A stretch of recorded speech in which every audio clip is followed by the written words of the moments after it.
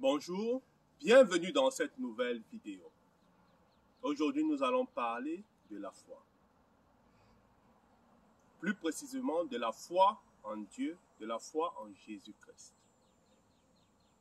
Qu'est-ce que la foi?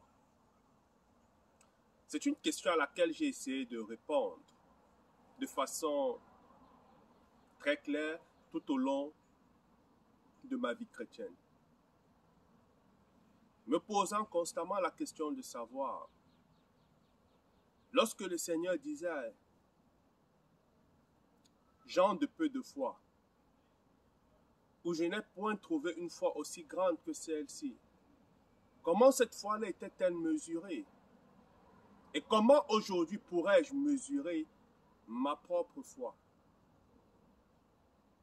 En essayant de répondre à cette question, j'ai commencé mon aventure dans les Écritures par Hébreux chapitre 11, verset 1.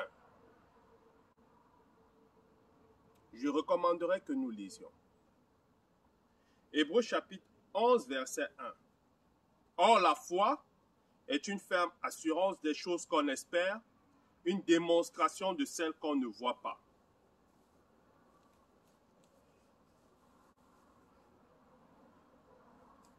Bien après avoir lu ce verset sur la foi, je continue à me poser des questions.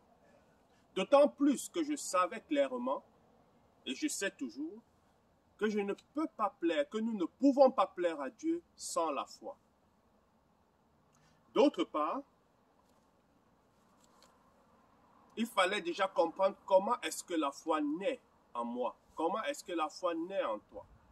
Lorsque nous lisons dans Romains chapitre 10, verset 17, nous avons une réponse très claire.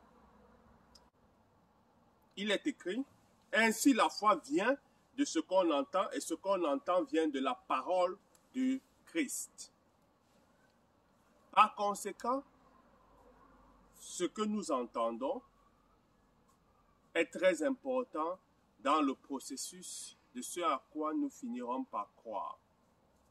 Le premier point que je vais soulever aujourd'hui est le fait que la foi n'est pas l'absence de doute, mais le fait de s'accrocher à la parole de Dieu au milieu du doute et au milieu de la situation que nous traversons.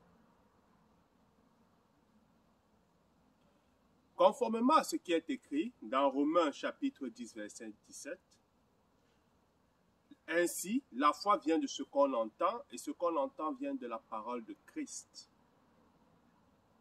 Donc nous pouvons déjà clairement dire qu'une fois qu'on a entendu la parole de Christ, croire à cette parole signifie que nous devons savoir qu'elle s'accomplira, vivre en conséquence et poser tout acte et faire toute chose en conséquence.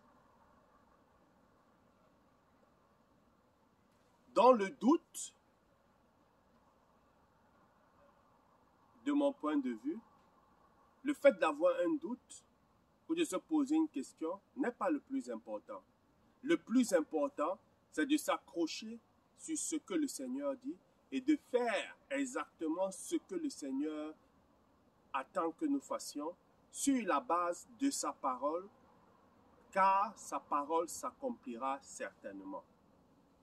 Le deuxième point que je vais soulever, c'est le fait que la foi peut aussi être comprise comme étant intimité avec Dieu. Par conséquent, lorsqu'on dit grande foi ou petite foi, on peut comprendre, on peut aussi le dire différemment en disant grande intimité avec Dieu ou petite intimité avec Dieu. Si tu veux avoir une grande foi, bâtis ton intimité avec Dieu. Reçois la parole de Dieu pour ta vie, pour toi personnellement, et accroche-toi à cette parole, quelles que soient les circonstances autour de toi. Le troisième point que je vais soulever, C'est le fait que la foi peut être ou peut signifier confiance en Dieu, confiance en Christ. Grande foi, par conséquent, signifie grande confiance en Christ. Si tu as totalement et complètement confiance en Christ, c'est-à-dire, une fois que tu as reçu sa parole, une fois que le Seigneur t'a dit ce qu'il va faire, tu dis au Seigneur, Seigneur, qu'il soit fait à ton serviteur conformément à ta parole, et tu vis en conséquence de ce que le Seigneur t'a dit, car sa parole s'accomplira certainement. En résumé, la foi ne signifie pas ne pas avoir de doute, mais plutôt s'accrocher à la parole de Dieu pour la situation, pour ta vie, au milieu du doute. La foi signifie avoir une intimité avec Dieu, c'est-à-dire rechercher la volonté de Dieu pour chaque événement dans ta vie et t'accrocher à cette parole que tu auras reçue du Seigneur.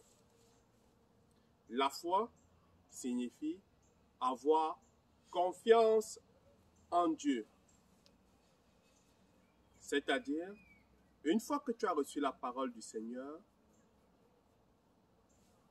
tu t'accrocheras à cette parole, car en tant que disciple du Seigneur Jésus-Christ, tu renonces à toi-même, jour après jour, pour faire sa volonté.